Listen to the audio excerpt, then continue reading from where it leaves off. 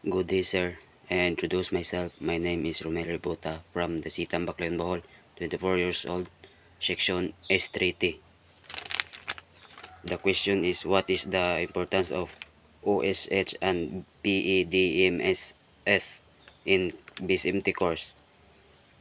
The importance of occupational safety and health, OSH and PEDMS programs for the advancement of development and management of safety play a critical role in ensuring the safety, health, and well-being of all personnel involved in maritime operation. Given high-risk nature of maritime work, these programs are essential in mitigating hazards, preventing accidents, and promoting a culture of safety across in industry.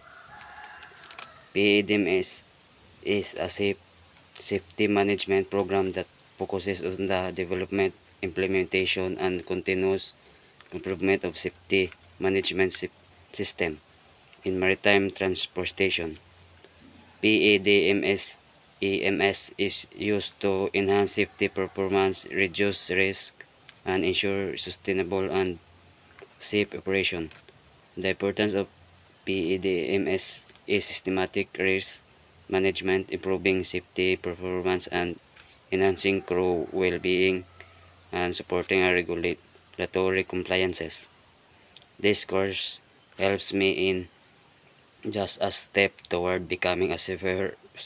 It is a comprehensive pathway that equips me with the knowledge, skills, and credentials needed to succeed in a dynamic, globally connected industry. With dedication, continuous learning, and a strong work ethic, can turn my dream of becoming a successful safer into a real and fulfilling reality.